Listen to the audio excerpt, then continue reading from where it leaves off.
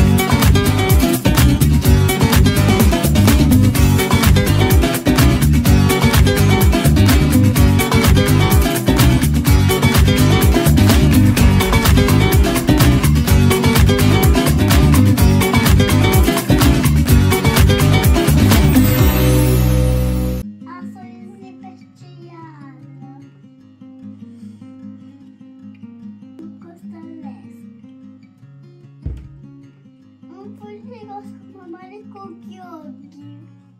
Eu le iubesc cel mai mult și le iubesc.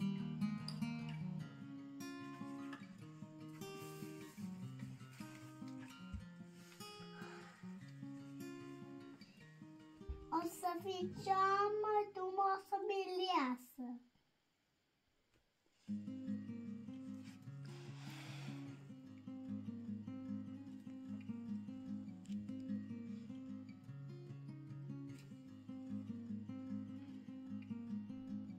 Oare am făcut bine că m-am măritat cu ea?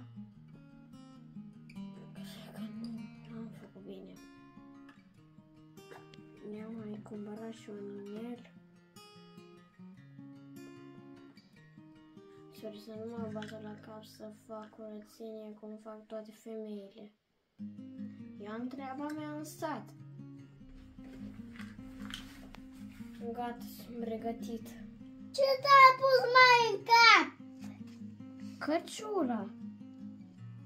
Dar așa nu stai în soi cu mine. Ce, acum ești mulțumită? Bineînțeles. Tu nu mai văzut cât de cât frumoasă sunt eu? Nu mai zi nimic. Ești frumoasă dacă îmi vorbești mult. Stansul ăsta nu. Da. Hai să vedem dacă ne așteaptă invitații. Tu mie de acum să-mi zici iubire. Nu. Dar fă nu-ți mai place. Nu. Iubirea mea mi spune. Bine, fă iubirea mea. Fă. Fă să mergem.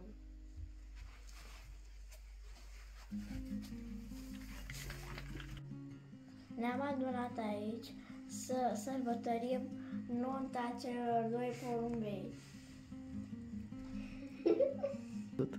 Te iubesc în pielea Gheorghe, papa Gheorghe.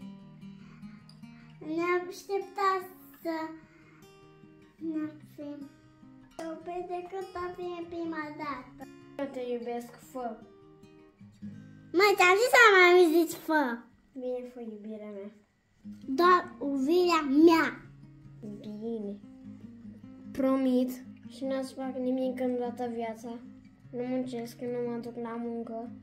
Te ajut la treabă. Tu muncești, tu faci mâncare, tu aduci bani în casă. Ce crezi, mă, ți-ai la poftă să femeie?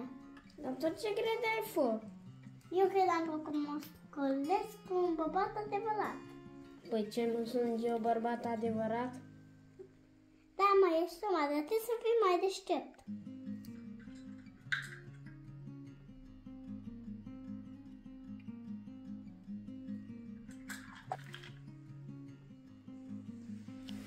Eu promit că o să te iubesc tot.